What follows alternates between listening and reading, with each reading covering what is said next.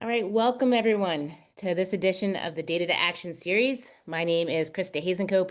I'm the director of the Clean Air Program for the Energy Policy Institute at the University of Chicago, EPIC for short, because it is a mouthful. And we are so excited today to talk with Urban Unit, who are doing clean air work across Pakistan. And this is an especially critical moment for discussing data and clean air action. October marks the start of the Northern Hemisphere pollution season, which has, as many of you already know, an especially hard impact on South Asia. So I think it makes our conversation particularly prescient. So I'm going to get right to it. First, though, I do want to welcome all of you from across the world who are joining us and appreciate your participation. You'll have an opportunity to ask questions using the Q&A function throughout the conversation, but we'll hold those questions until the end. And I'll kick off with just a couple slides to help set the context and also share a little bit of background about the EPIC Air Quality Award. And so let me share my slides.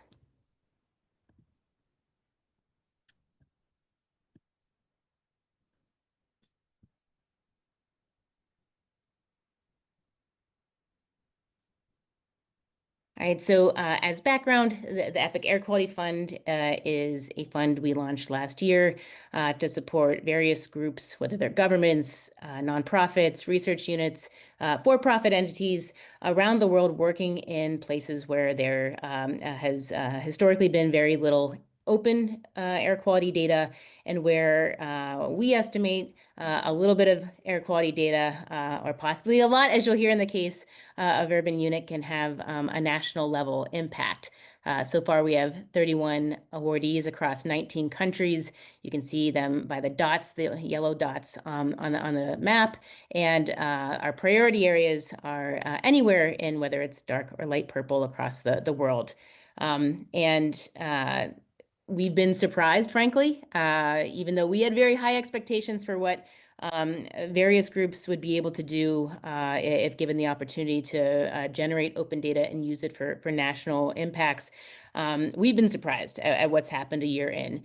So, for example, we've seen a 33% increase in openly available monitoring data across Africa from EPIC AQ Fund awardees, and that's per the data from OpenAQ. This is basically 25% of data of openly available data on the African continent is being generated by EPIC AQ Fund awardees. In the case of Pakistan, over 90% of the open data shared is coming from EPIC AQ Fund awardees. And you'll hear how a good proportion of that is coming from being generated by the Urban Unit across the country. And frankly, one of the greatest pleasures of my days has been seeing various posts on social media of awardees announcing their work every day seems to bring something new. A few weeks ago, we heard from Clean Air Liberia and how they're launching the nation's first coordinated air quality monitoring project. Just a day ago, less than 24 hours ago, we heard from a group in the Zambia who's launching the country's first low-cost PM 2.5 sensor network and sharing all of that data in real time and openly. So it's been quite exciting. The context of this conversation, again, is to discuss clean air in Pakistan as sort of a context setter, though I think you'll hear a lot more detail from Urban Unit about this. From the data that we have that spans a couple of decades, and this is satellite-derived data, so different than the gold standard of having ground monitoring data. But we have a two-decade record, and it shows increasing levels of air pollution over time across Pakistan on an annual average PM 2.5 basis. And that also means, relatedly, that this is a larger and larger impact on life expectancy for the country. So currently, Pakistan ranks 3 out of 252 countries and territories across the world in terms of pollution levels. It's first in terms of the cause of death in the country.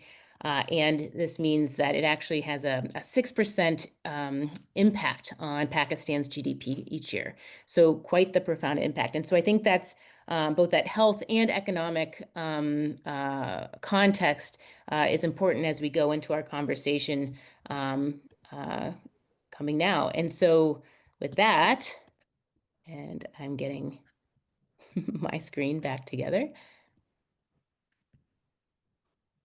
So with that, I'd love to welcome Dr. Muhammad Omar Masud, of the CEO of the Urban Unit. The Urban Unit, as an entity, are Epic AQ Fund awardees, and they've already launched 160 monitors across, I believe, 14 cities in Pakistan. Frankly, the number keeps changing and growing.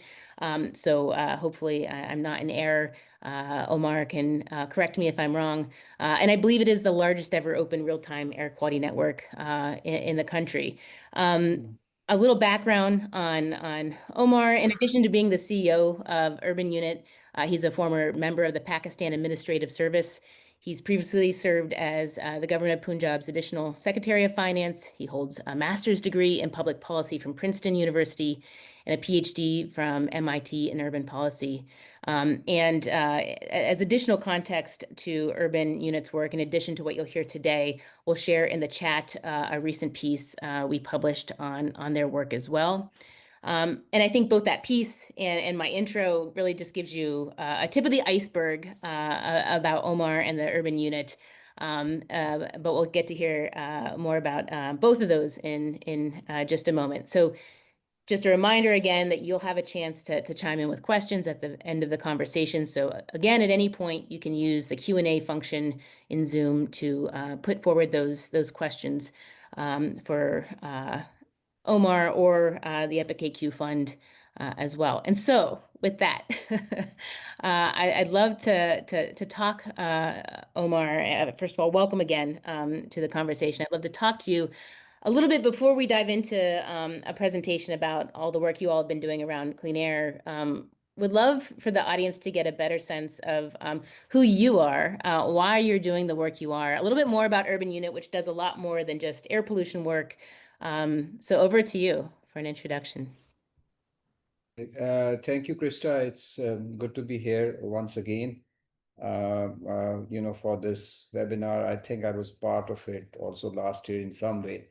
Um, the Urban Unit, it's a nice sounding name, but that's not our official name.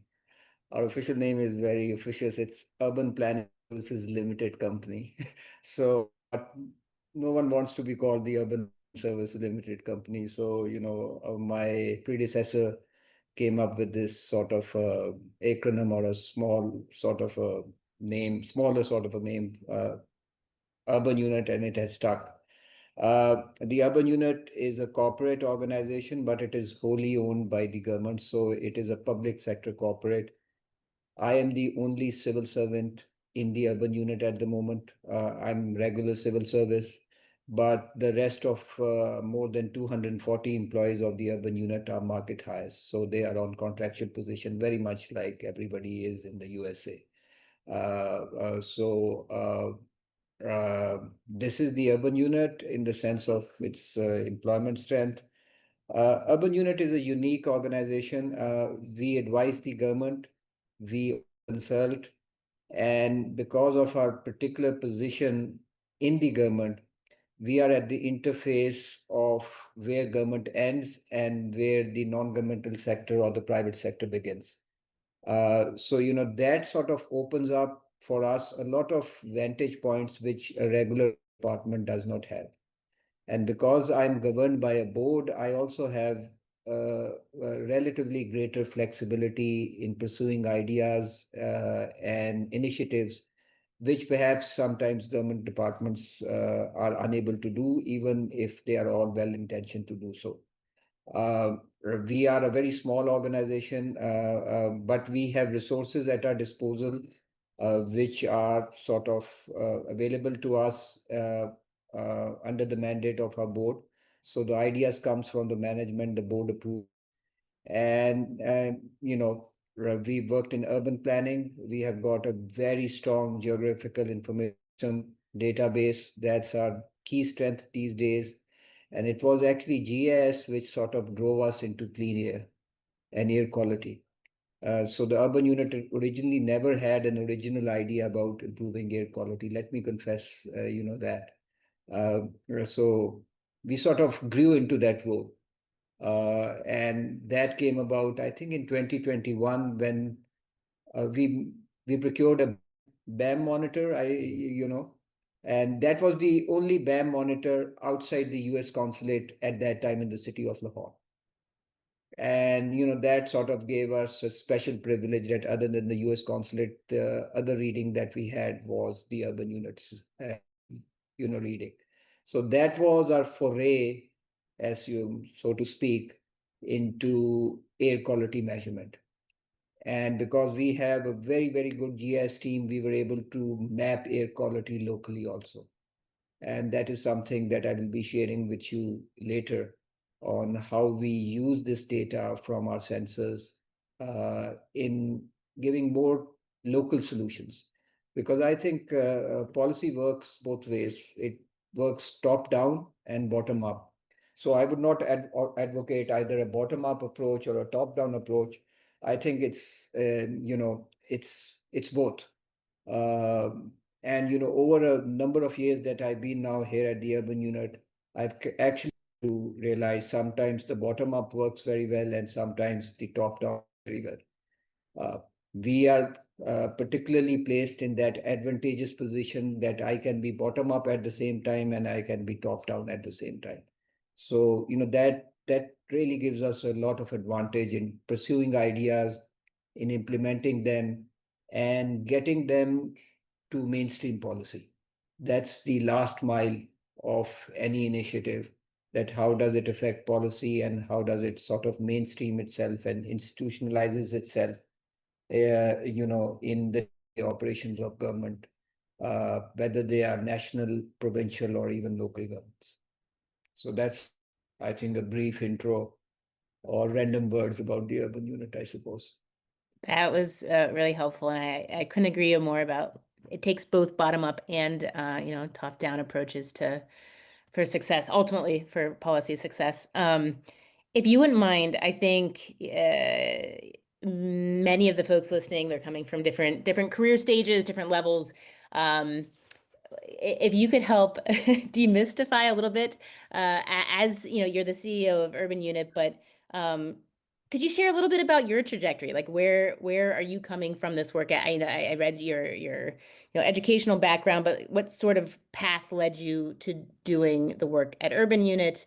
And I know you mentioned specifically with Urban Unit how it became engaged with air pollution work, but also like personally, when it comes to air pollution in particular, like why you care about it. Okay. So let's start with me first. When I completed my PhD from MIT, and by the way, I did my PhD from MIT when I was already in the civil service. So I took some time off.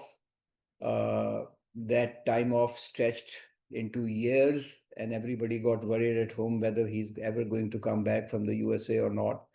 But finally, I sort of, returned victorious with the degree in hand. So, that was one thing. At that time, I thought to leave government. But every cloud has a silver lining. COVID happened, and, we in the civil service thought that there's no better future than being in the civil service because everybody else was losing their shirt, and their jobs. So, people advised me that, stick on and, things would improve. But where to play?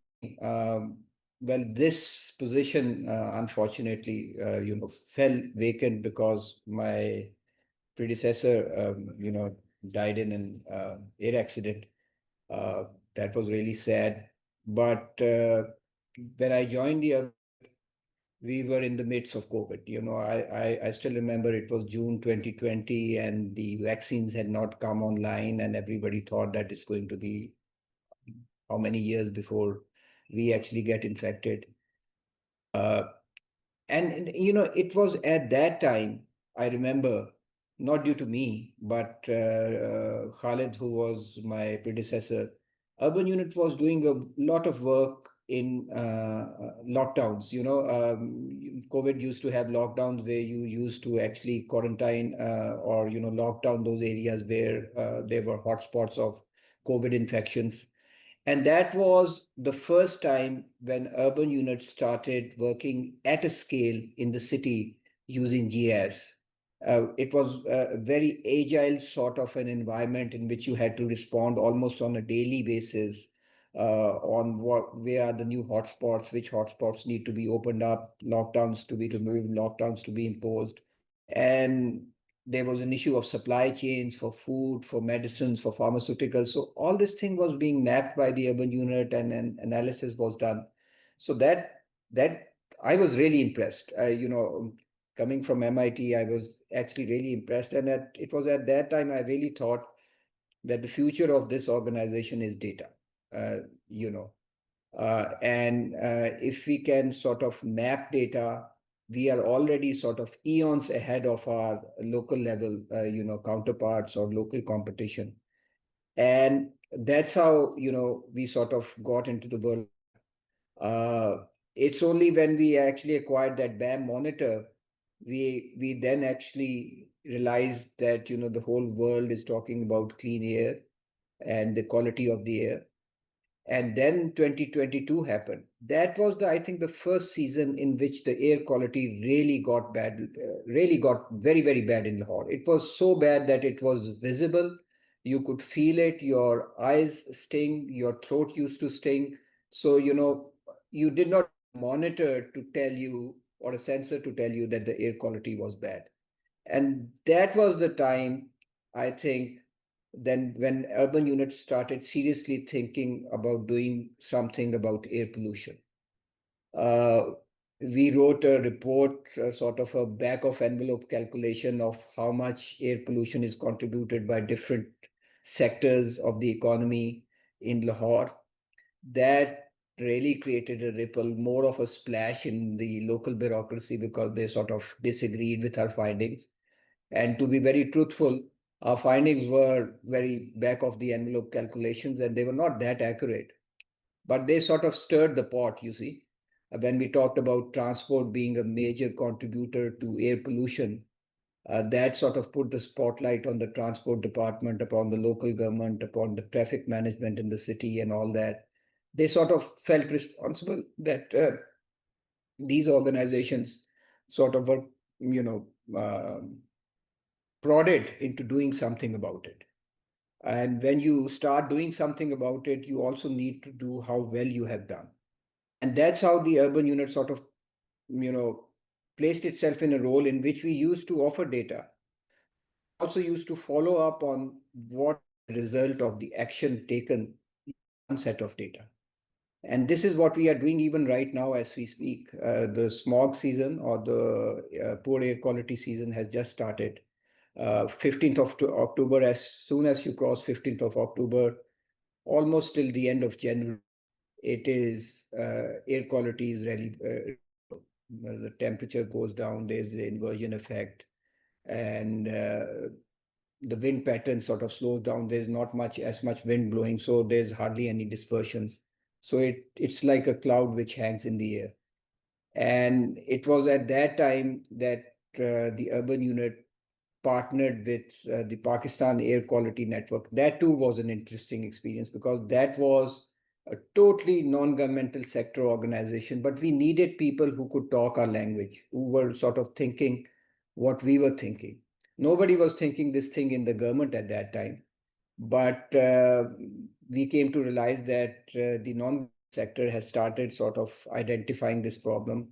So we wanted to be with people who were thinking what we were thinking, We thought that if we have them at our back, we could sort of double our voice or triple our voice as far as the government is concerned. As time goes by, comes 2024, we have a new elected government here in this province, and all of a sudden we have a ministers and a cabinet which is very, very much concerned about air quality. The air quality has become a performance indicator with the current provincial government. And it's a performance indicator which they have pinned on to themselves. Nobody asked them that you are actually responsible for improving the air quality, but it's like that you sort of set a target for yourself, and then you try to achieve the target, and you make it very public that this is the target that we are going to achieve.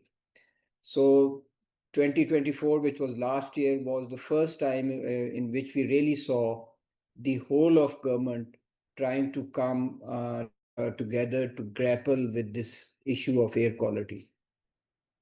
And I can share, and I will be sharing with in couple of slides my experiences.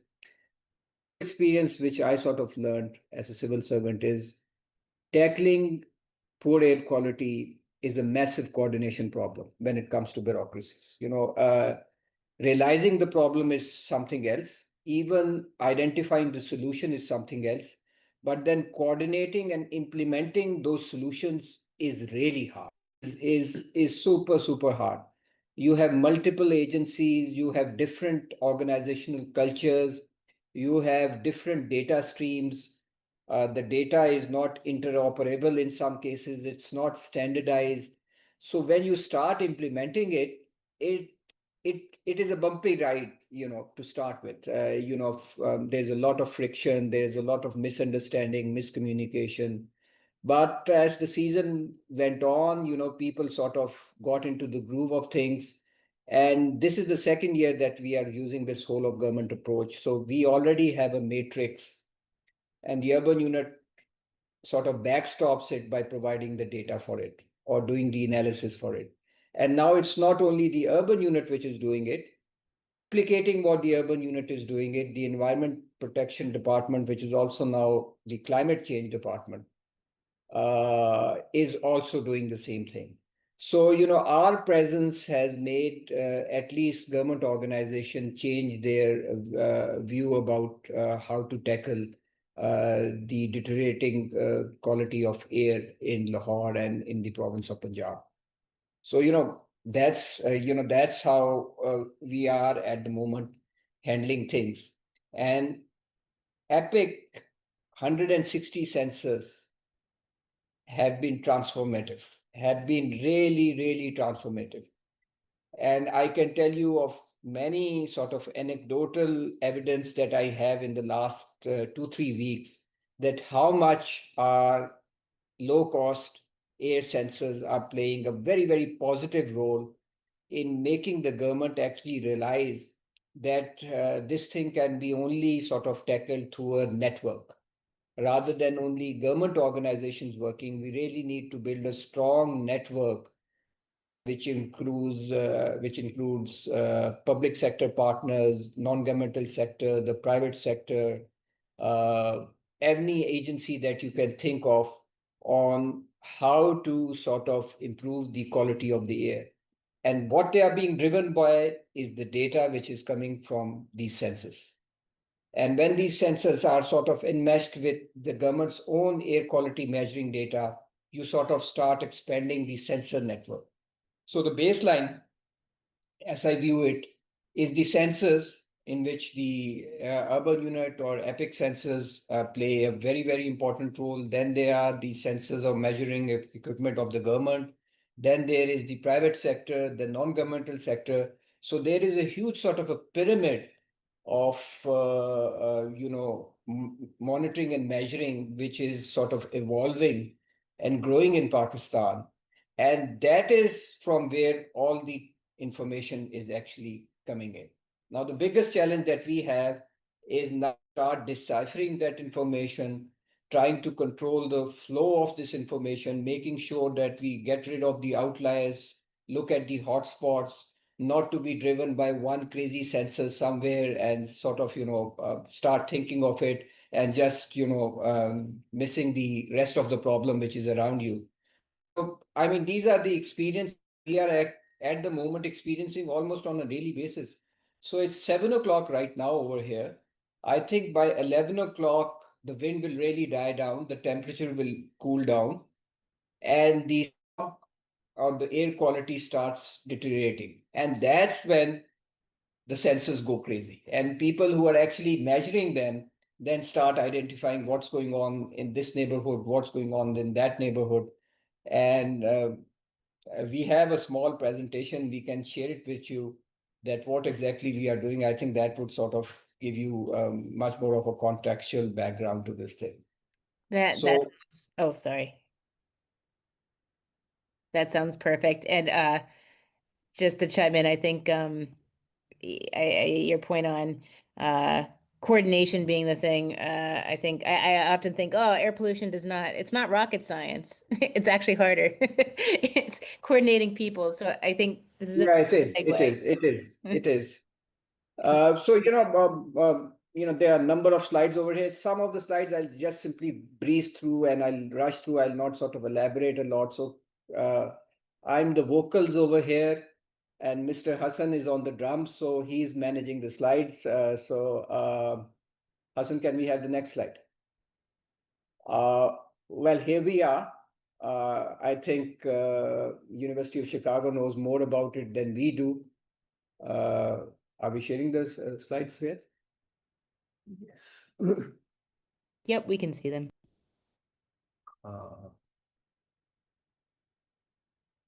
Yes, Krista, you can see them, but I've lost my slides. Oh I no. cannot. Yeah.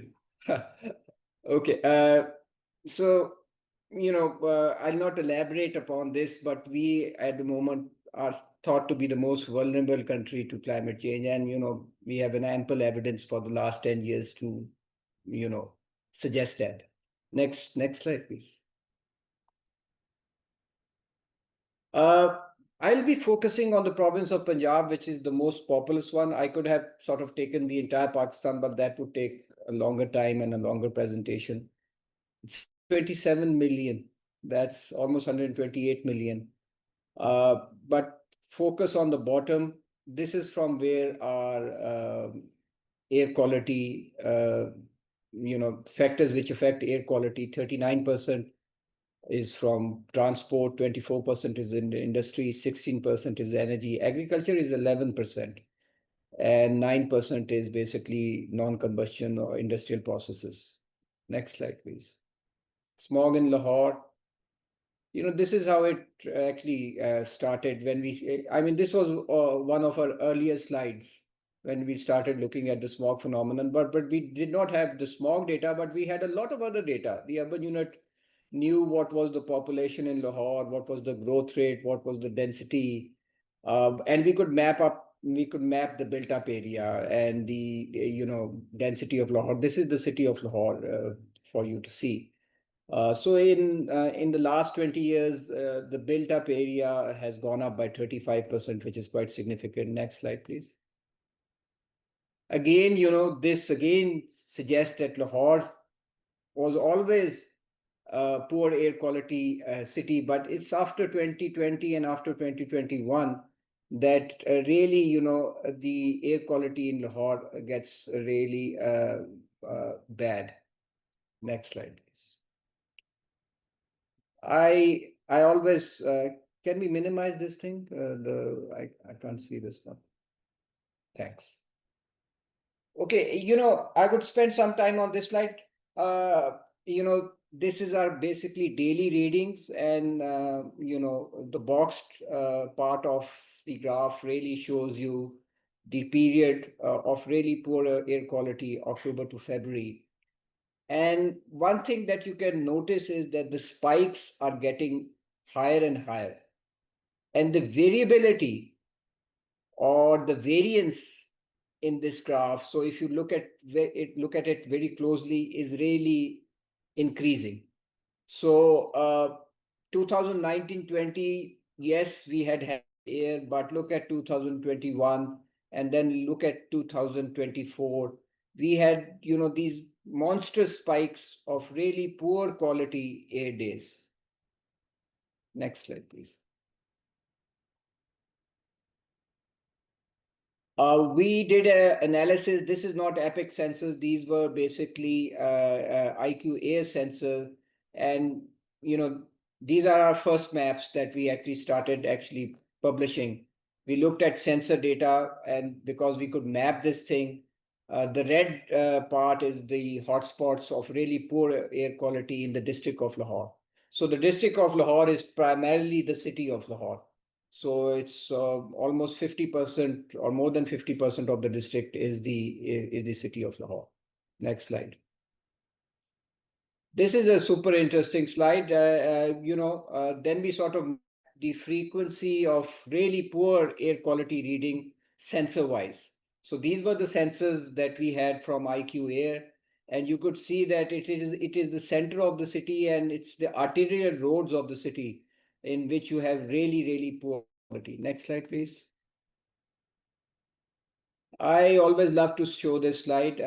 This is when you use demographic data and local air census data and put them together. The first half of this slide really shows neighborhoods in which the elderly live in the district of Lahore or in the city of Lahore. And just look at where the poor air quality is. It's almost on top of them. So from a health burden point of view, the most vulnerable population in the city of Lahore is really the elderly. In terms of lung infection, in terms of chest infection, ear and nose infection, eye infections, the elderly are the most vulnerable segment as far as the city of Lahore is concerned. Next slide, please. Now let's sort of zoom out and let's look at the province of Punjab. It used to be a rural province, but it's now a very fast urbanizing province. So whenever urbanization sort of takes off, you will see the problem of air quality emerging. So the problem is not only concentrated to the clusters around Lahore. The problem is all over, but we are not at it. And that's why 160 sensors that we have placed, we have also included some of the secondary cities and some of the intermediate towns. They never had a sensor to start with. But just look at the growth rates of some of these urban settlements. And this is from our census, our last two censuses. These are amazing growth rates. So there is a lot of urbanization and unplanned urbanization which is taking place. And unplanned urbanization is eventually going to lead to a poor air quality problem. Next slide, please. I mean, this is the city of Lahore as it expands over a 10-year period. So over a 20-year period, in fact, 30-year period. As you see, initially it used to be a very smaller city. It was like 250 square kilometers in 1995, or around about 300 square kilometers. Now it's almost 1,000 square kilometers. So in 30 years, the city has grown 3 times in terms of built up area. Transport, we always talk about transport, 21 million vehicles in the province. 30% of them are registered in the city of Lahore. And about 1,800 new motorbikes are registered in the city of Lahore. So motorbike transport is very popular. Because low incomes and affordability issues, motorbike has come to represent most preferred mode of transport. Necessarily not the most environmentally friendly from a clean air perspective. So the government is trying to do something, but it's like, trying an ocean. So they have, with limited resources that they have started an electric bikes program. They have introduced 1,500 electric buses. This is a massive investment, and this is really going to have an impact.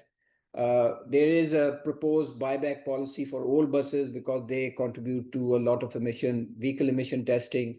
And over a longer term, there is a fuel testing labs that are going to be set up to check whether the fuel quality is of proper standard. Next slide, please. The industry in Lahore, as you can see, it's 68% is within the city. That's one of the issues of unplanned urbanization. What happens is that the industry then gets engulfed within the unplanned growth of the city, and then that really becomes a problem. So we have done environmental mapping of the industries in Lahore. We have sort of mapped industries which have now installed emission control systems. Strangely enough, we also have a live feed of industries which are emitting smog. So how effective that is, but that's sort of a check or a psychological check that the government is actually watching industry which is polluting the air. Next, please. Stubble burning. So for people who do the rice crop essentially is grown in the summer and the monsoon season. So to clear the field for the wheat crop, the farmers burn the field. Instead of removing the stubble, which is very hard to do and it is very time consuming, takes a lot of labor, they prefer the sort of more conventional and a historical method of burning the field. It really never used to matter when the city was very small and urban areas very small. Field burning used to take place or stubble burning used to take place, but now it has become a major problem. Next slide, please. Tall buildings under constructions. Under construction tall buildings, big issue. And that's where the sensors, the local sensors really come into play. Fugitive dust is one of the major contributors as far as PM 2.5 is concerned in the city of Lahore. And we sort of realized last year by doing this study that wherever there is a construction site, and especially a tall building construction site, there is a lot of fugitive dust. Next. And we have, almost looked at all options to sort of control this issue of fugitive dust. So water sprinkler systems have been made where construction sites are. And now a construction site is actually certified by the Environment Protection Department that they have installed the proper systems for controlling fugitive dust. Next. Can we go to the last slide, please? But these are actions on the ground. What can we do with evidence at a much higher level at a policy level? So we've been the urban unit, the government, the Department for Environment Protection and Climate Change, the senior minister for Environment Protection and Climate Change. They've been always advocating that the government this time around is using data and is using data to take certain actions. So its actions are based on some evidence. There is always a debate on how thorough that action is or how robust that action is, and there will be a debate what actions need to be taken and what actions need to be prioritized. But that is the nature of the beast when it comes to air quality control in cities. And we've been open to criticism, and we've sort of even faced criticism of what type of actions that we are taking. Next slide. But then we have sort of, as I said, we pinned this responsibility on ourselves. Nobody wrote the Punjab vision. It was the government which wrote the Punjab vision for clean air or climate resilient Punjab. Then we had a smog mitigation map for Punjab. Then a clean air Punjab action plan for 2024 to 2034. So it outlined the roles and responsibilities of these various actors within the government on how can they actually improve air quality. Next slide, please. Now let's come to EPIC and the senses that we got from that. First thing first, I was a student of urban planning at MIT, and MIT is in the School of Architecture. Architecture is all about design. And the most fantastic thing about the sensor was actually its design. I'll not name the company which is actually which sort of provided us the sensors, but the design was so attractive. It was like having an iPhone of air sensors. It was smart. Everybody liked to be photographed with it. So, that is one thing which made its acceptability for installation so easy. Next slide, please. So right now we have, as Christa, you were right, 160 low-cost monitors across Pakistan. Some of them are offline these days, and I'll tell you why they are offline. They are in cities. And finally, our goal is to achieve that critical mass of data reporting so that national ambient air quality standards are demanded to be enforced.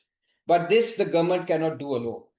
This the government can only do when it networks. And what the unit is trying to do is trying to build and establish that network. We interface with the government. We also interface with the non-governmental sector when it comes to sensor installation. Next slide, please.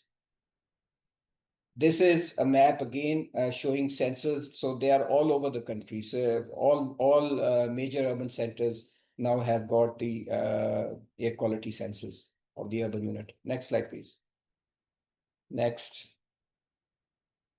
Here we are. So what is our sensor data for last? So we had our sensors online 3 months ago, and this is what the data is showing. This in itself is very telling. Faisalabad or Rawalpindi or the city of Bahawalpur or the city of Multan never had a map like this or a chart like this or a table like this. So one thing I can tell you, if you are traveling to Pakistan and you want to avoid poor quality air, go south. Don't go north. The more north you go, the air quality sort of deteriorates a lot. So if you go north, it will deteriorate, but once you cross Islamabad, it will start improving again because by that time you are in the mountains. So, this is one thing that you need to know as a piece of advice. Next slide, please. So what is sensor monitoring doing? We now have come to know all over the country which cities are polluting the air the most. So Lahore is usually taken as the poster boy or the poster child of bad quality air. But really it is the city of Peshawar, which is sort of much ahead as compared to Lahore. But Faisalabad, Gujranwala, Sialkot are all cities in this province, but we are not looking at it, or we were not looking at it because the census had not been placed. But now both the government departments and the urban unit through EPIC have got census over here. Next slide, please. And this, I think it's a bit hard to see, but these are the 14 cities in which census have been placed. And as I said, the pattern is clear. As you move south towards Karachi and Quetta, you will see number of days which are sort of exceeding the Pakistani national air quality standards. So the northern cities like Faisalabad, Peshawar, they have got like 1 or 78 days. And by the way, this data is 3 months old. So maximum number of days would be like 32 or would be something like 90 plus. So this is not 365 days. So please don't try to add up and try to make it 365. This is from July to September 2025. And if you look at this data, you will see that, the city of Quetta had absolutely all its days were within the national environmental quality standard as far as air was concerned. And I think it had only one day which exceeded the daily World Health Organization guidelines. So city of Quetta is far south in Balochistan. If you had seen the map, it's almost near, Iran. But, wherever the economic and the industrial hubs are, there you would see a deteriorating quality of air. So, I mean, I would not go over each and every city, but you can see that how the number of days get distributed. So the first three cities did not have any good day in the last 3 months as far as air quality is concerned. Peshawar and Gujranwala had no good days. Lahore and Rawalpindi out of 90 days had just 3 and one had 4 days. Moderate days were somewhere in between, but look at the unhealthy days for sensitive groups. The number is very, very high. It's more than 50% of this time period. Next slide, please. And this is just an animation. We'll just simply run through it.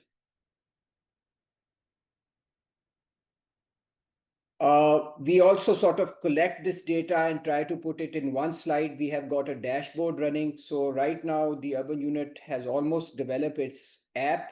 So we'll have an app which is reporting on this 160 sensors. And that will be a contact in the sense that as you travel and wherever you're traveling, so if you are traveling to Islamabad, the sensors from Islamabad will ping that your smartphone, and that will actually tell you the air quality in Islamabad. So that's for the citizens. So it's a really simple one sort of a one page, one landing page, which will tell you the air quality, the temperature, and everything else, and also a health advisory with it. Next slide. We also sort of correlated this data with more sort of sophisticated equipment, and it had almost a correlation of 0.88. So the sensors are pretty much correlating themselves with more sophisticated air quality measuring stations. Next slide. Next slide. You can see it from this. And finally, once we are through all these actions on the ground and trying to correlate your sensors with the more sophisticated air quality measuring stations, once you have sort of traversed all that, then you come to this larger discussion of air quality standards. And this is one that we had about 10 days ago. And everybody is for air quality standards, but everybody also wants to contribute to air quality standards. So, they want to be part of the network, but when you standardize something, obviously there has to be a discipline to it. So right now, I think Paki has a point of view on that. Right now, there is a bit of a friction going on in between these, the sort of this proliferation of these low-cost sensors, which is a really good thing. It is giving us more data, more information. We can sort of verify and cross-verify so many of our actions. But at the same time, there is also that we need to sort of standardize what we are doing at some level, because only then you can actually start talking about air quality standards. So standards is in quotes. Next slide, please. And we are coming right to the end of this presentation. Next. If you look at the left of your screen, guidelines for non-reference monitor sensors. This created a lot of splash. I sort of sat on the fence when it came to these guidelines, but I also see the government point of view, and I also see the non-governmental point of view. Obviously, a guideline is like the government trying to encroach upon what you are trying to do. But sort of I want to also clarify what the government's point of view is. The government point of view is that we want to build a network, and we want to build a network in which we have non-reference monitor sensors also as a part of it. Obviously, we have a resource constraint. We just cannot be providing all sensors through the government end. And we would love and welcome to have civil society, the private sector contributing to this data gathering exercises through their own sensors.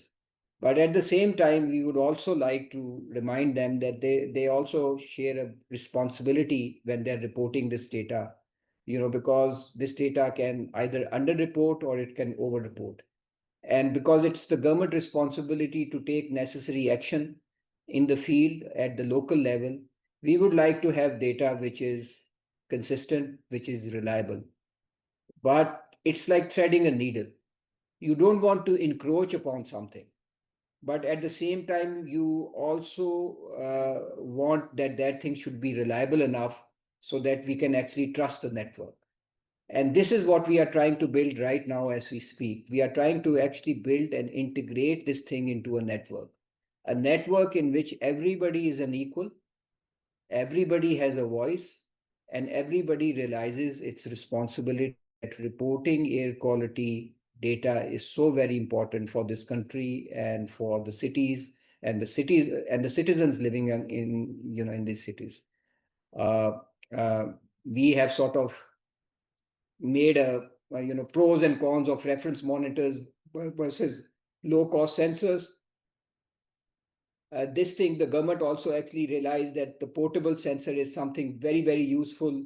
You just cannot have a reference monitor on every street or every neighborhood. That's just too expensive. You cannot have them in every city also. But every intermediate town, every small town, every intermediate city can have low-cost sensors. And those low-cost sensors can then start feeding in the data at a regional level. So your actions would then sort of transform themselves from local level neighborhood actions to perhaps city level actions, and then from city level to even regional level actions. Next slide. I think we are at the end. Uh, At the same time, urban unit is also trying to build an air quality index or trying to sort of involve itself in forecasting models. This is again, we are breaking new territory over here this year. Fingers crossed, we hope our forecasting model works. But that I because I went to MIT, I can tell you this thing.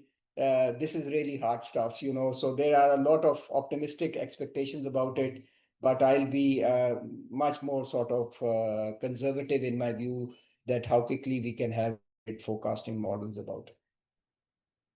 We are, you know, this data is now being picked up by the media also. This is one good. The media has started going onto the dashboards, taking pictures of the dashboards, picking up the data, and then sharing it, you know. So a staff reporter has said this is what the air quality in Lahore is, this is what the air quality is. So more information is available openly, the more people will start talking about it. The more it will sort of go into the press, go into the social media, go into the electronic media. And this is actually what is happening in the last 10 days. Every news program you will see some talk about poor quality air or about this particular season. Next. It was a real privilege launching the air quality monitoring network. I mean, these were celebrations. Installing an air quality sensor, it was a photo op, you know, and it's the cute little sensor, you know, everybody wanted to be photographed with it. Next.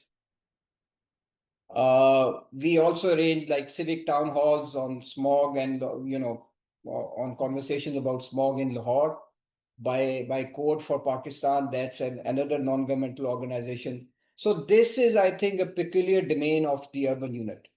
We sort of transgress very easily into civil society. The civil society recognizes us. Sometimes they call us traitors, sometimes they call us friends, but we are in both worlds, and that's a difficult role to play, but so far things are going good for us. And finally, I think we had a get together of all the epic awardees from Pakistan arranged by the World Wildlife Fund. So we share our experiences, we share what the government is doing and what the government should be doing better, and these messages actually get transmitted to the urban unit to the government. More pictures, academia, community engagement, and partnership. And that's my team. You are already seeing me on the screen. So it's not very few people make a very big difference. And that's pretty much the team which has been working for the last 1 year on the low cost sensors which have been provided by Apple. So big shout out to my team. That was really great work by them. The sensors are online, they are working. And the thank you slide is basically each vertical stripe represents 1 day of air pollution and visualize seasonal variation. So the slides are really the bad slides. So in between, you see the summer season, the monsoon seasons, where there are a couple of sort of trails of blue, but usually it's red or dark red. So air quality is bad throughout the year. Thank you so very much for a very patient hearing. I'm sorry, I think it went like into half an hour instead of 20 minutes, but it was wonderful sharing this thing with you. Thank you. Thank you for that. That was fantastic. Really enjoyed it. I hope it inspires more people to want pictures with air quality monitors. That would be wonderful at minimum. If more people around the world were excited by that too. Um, so we have a few minutes for maybe a couple questions. We'll see if we can fit in Sure. 2 or 3 if that works. Well, one, I was sort of intrigued when you said earlier that there's a few anecdotal stories you might have about how like having data has sort of eased or facilitated conversations with government folks. And the reason I think it would be wonderful to hear 1 or 2 of those. And the reason I think it's helpful is because I think sometimes these sort of informal, quick conversations, the way that we use data it's hard to appreciate that at a either externally from far away, or for those not working in government and policy, it may be hard to appreciate that the role of data can have for this, even informally, which sometimes can be so important for actually getting stuff done. So anyway, I would love to hear one or two of those anecdotes you had mentioned. Yeah. So, Krista, I want to put it out right up front. There's a distinct impression that the government is making all these efforts without looking at data. I think because we do not take our own pictures or project ourselves that how much data that we are looking at. We have got, let me give you anecdotal evidence. I'm at the moment member of about 5 high-level WhatsApp groups on air quality in Punjab and in the city of Lahore, in which we have cabinet members, in which we have high-level officials, in which we have technical people who are looking at data which is coming from IQ Air, which is coming from UU sensors, which is coming from their air quality monitoring stations, and trying to figure out what is going on. Somebody would say it's due to traffic or there is congestion. Then somebody would come up with the Google map and it will actually show a traffic forecast that yes, this arterial road is going to be congested, and it's likely that the poor air quality level is going to increase in this particular neighborhood. Once you have this sort of granular information, then what happens is that group sort of starts coordinating what can we do about controlling it. So the slide which I showed you about those tall buildings in Lahore, this was in a neighborhood of Lahore, which was very high income, very, very, you know, average income of this neighborhood, I can confidently say, is $100,000 plus per annum. Big houses and electric cars and everything. And they were suffering from terrible air quality. And nobody could understand what was going on in this neighborhood. There was no industrial area near it. The roads were wide. It was whizzing past in cars and everything else. There were very few motorbikes. And there was a lot of green space also, and trees and everything. And then finally, somebody realized that it's the fugitive dust coming up from the sports stadium, which is being built over there. At that time, it was being constructed. So simply a sports stadium or a cricket stadium, which is being constructed, you just cannot imagine that the spike which that thing was actually creating. Reading near the sports stadiums were 700 plus. So you might be a very, very well-off person, but you are living in which you are breathing really poor quality air. So, how do you start targeting these type of interventions? Because when we look at sensor level data, we look at the outliers and we think now this night and this day, our first job is to bring these numbers. And we do our very best, in trying to sort of take whatever actions. It is not only sprinkling the construction site, it is sometimes also sprinkling the shoulders of the roads, because as cars go by and if the shoulder is not paved or there's no asphalt on it and it's just dust, that dust becomes then the fugitive dust. And if there is a lot of traffic on the road, and especially vehicular traffic, it blows up a lot of dust. I live on a main arterial road. I actually tell you that my bedroom curtain sort of is replaced every year because it just gets dirty by the dust which is actually coming in from the traffic which is plying on the road. So these are the small level interventions which we have identified through experience what to do about it. Movement of trucks and heavy vehicles has been changed to night time, or to times when the air quality is at its minimum, so that does not spike the air quality numbers. So many things are being done at the local level. I cannot write a guidebook on that. I can tell you this evidence is being appreciated for action.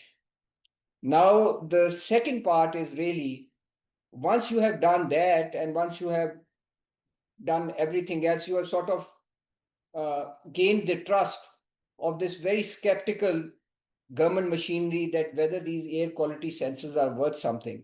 So let me give you the final anecdote, and that was only like a week ago. The government introduced the smog guns, and I think it was in the press also. there is a whole debate how effective the smog gun is and how ineffective the smog gun is. But the senior minister insisted that I want to test this smog gun and I want to test what is the effectiveness of it. I want to actually see before and after air quality numbers around the region or around the area in which the smog gun has been tested. And that's where your air quality sensor, the portable air quality low cost sensor, came into being. The Environment Protection Department had fixed air quality monitoring stations. And they really needed sensors to be deployed in the area where the smog guns were being used. And that's we in the city of Lahore then sort of redeployed some of our sensors from some public buildings to where the smog guns will be used and sort of started measuring the effect of that. And it has a significant effect, but at a marginal level, the jury out, it's some people say it's 13%, some people say it's 24%, but it has an effect. But once you start doing this, you start appreciating the value of data. And then you start appreciating the source from which that data is coming. So the Secretary, Environment Protection Department talked to me and said, we really want your sensors to be part of our network because we have got the air quality monitoring station. They are very expensive, but for this season, we really want your sensors to be part of our network. So right now, the government is not trying to shove away the low cost sensors. It's trying to bring in the low cost sensors and all other, agencies and individuals and non-governmental organizations which are actually doing this work. What we are only trying to sort of strive for is that we have a responsibility for reliability and transparency. And every sensor should sort of, follow a certain guideline to sort of conform to that. But, anecdotal evidence of using data for action, the sensors have transformed this. So once the sensor goes out from Lahore to the city of Kasur, which had no sensor before, city of Kasur is in play there. Then you can start talking to the local administration that what is going on as far as the quality of air in this city is concerned. And that's about hardly 30 miles from the city of Lahore, 30 to 35 miles. So the poor quality air in that city, if that is not checked, is also going to affect the main city of Lahore. So, once you start the map in this way, then you can see that, it's not only the city of Lahore that I have to sort of take care of, it's all these intermediate cities which are also experiencing really poor quality air. So, it's the portable low cost sensor which is giving this visibility to government, which perhaps, relatively speaking, was not there 2 years ago. That's super, super helpful and insightful. I think it gives a lot of granularity to what the data can do. And I will ask one last question to be respectful of your and everyone's time. But one question we like to end on is we've had a host of other questions we're not getting to that were asked, but I will say a lot of them had to do with getting your advice on doing something similar where they are based across the world.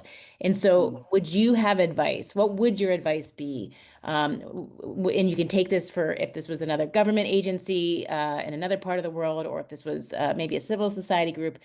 If they're starting from zero and don't have a sensor network, you've now launched 160 plus really in previous monitoring as well. What advice would you have for a group that's operating on a tiny budget but has aspirations to start, go from zero to something in terms of air quality monitoring? What would your advice be, whether it's technical or more, broader from a policy impact standpoint? What would you say to them? I think my first advice is to be very polite about it, in the sense that you are asking somebody to install a sensor in a place where that person is also has the prerogative to refuse you that, a government agency can refuse you that, no, we are not going to install the sensor. A private house or a building can refuse that we are not going to install the sensor. And when you install the sensor, you also sort of,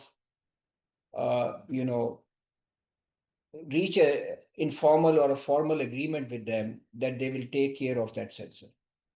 But more important to this is it's always very transactional. I must confess that this relationship is transactional in the sense that especially government agencies, where when we were installing sensors on their buildings, they used to say, what are we going to get out of it? And we used to say that what you are going to get out of it, you are going to get out of it a lot of good projection. This is government's priority number one, and you are helping in that priority number one without even lifting a single finger.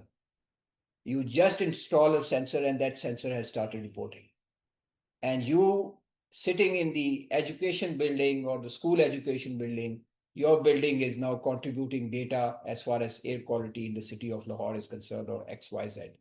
So the public sector buildings sort of got on board very quickly. Number one, uh, because we sort of conveyed to them that it's their sensor.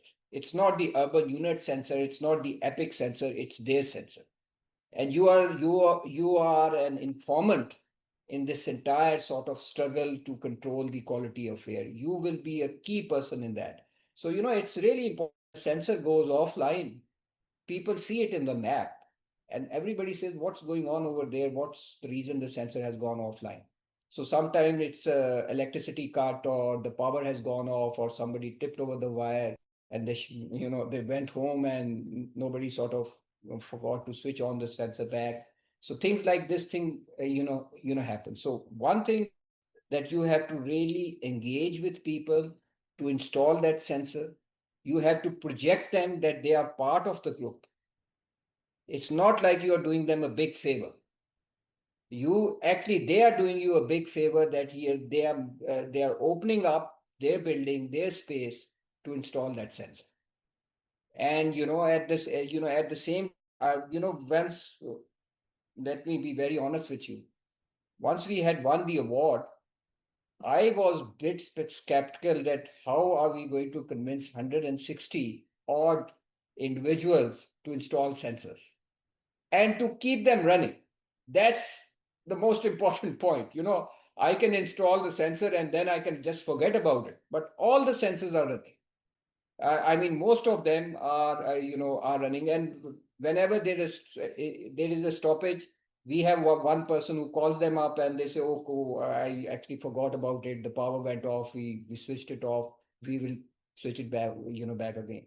But this is very important. So to build a sensor network, you really have to engage with people.